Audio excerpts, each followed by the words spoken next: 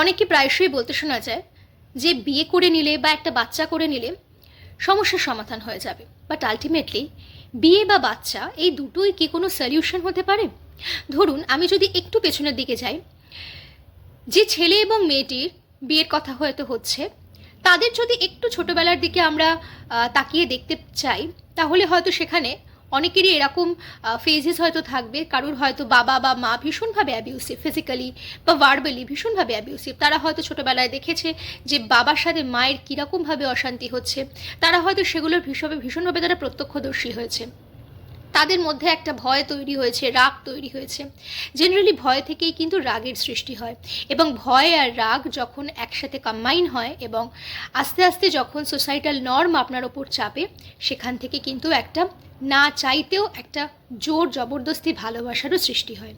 যেহেতু আমাদের মধ্যে একটা স্টিগমা তৈরি করে দেওয়া হয়, সোসাইটাল স্টিগমা, যে বাবা মা কখনো ভুল হতে পারে না এবং বাবা মা হচ্ছে ঈশ্বর সমতুল্য, তাই কোথাও গিয়ে আমরা সেই সেম ফল্ট অন্য কারোর ক্ষেত্রে ফল্ট বললেও আমরা বাবা মায়ের ক্ষেত্রে বলে উঠতে পারি না। তাই এই জিনিসগুলো আমাদের ইমোশনগুলোকে কোথাও গিয়ে ভীষণভাবে ডমিনেট করে। আর এই সেম ফিলিংস যখন আপনি পরবর্তীকালে একটি বাচ্চা প্ল্যানিং করেন, সেটা কিন্তু তার মধ্যেও চ্যানেলাইজ হয়ে যায়। অনেক বাবা মা প্রায়শই কমপ্লেন করেন, আমার বাচ্চা ভীষণ জেদি, কথা শোনে না, ভাঙচুর করে, রাগারাগি করে, মারপিট করে। কোথাও গিয়ে আপনার ডিপ্রেশন, আপনার অ্যাংজাইটি, আপনার অ্যাগ্রেশন, সেগুলো তার মধ্যে রিফ্লেক্ট করে ফেলছেন না তো?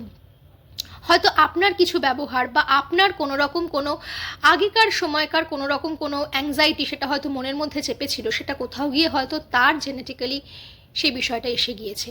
তাই কোথাও গিয়ে বিয়ে করার আগে, আমি বলছি না বিয়ে করতে বারণ করছি না বা আমি বাচ্চা নিতেও বারণ করছি না, বাট বিয়ের মতন একটা বড় সিদ্ধান্ত নেওয়ার আগে, বাচ্চা নেওয়ার মতন একটা বড় সিদ্ধান্ত নেওয়ার আগে নিজের প্রবলেমগুলোকে আইডেন্টিফাই করা, রেকটিফাই করাটা ভীষণভাবে জরুরি। কারণ কোথাও গিয়ে এগুলো আপনার চাইল্ডকেও খুব এফেক্ট করতে পারে। তাই কোথাও গিয়ে বিয়ে এবং বাচ্চাকে সলিউশন না ভেবে, বিয়ে এবং বাচ্চাকে অ্যাজ আ প্ল্যানিং ভেবে এবং লাইফের একটা স্টেপ ভেবে যদি এগোনো যায়, তাহলে কোথাও গিয়ে একটা সুস্থ সমাজ বা একটা সুস্থ মানসিকতা বজায় রাখাটা সম্ভব। কারণ ultimately at the end of the day গিয়ে আপনিও একজন ইন্ডিভিজুয়াল পারসন। তাই নিজের নার্চারিং, নিজের ভালো থাকা, নিজের যত্নটাও কিন্তু কোথাও গিয়ে ভীষণভাবে ইম্পর্ট্যান্ট। সেটাকে প্রায়োরিটি দেওয়াটাও কোথাও গিয়ে আপনার কর্তব্য।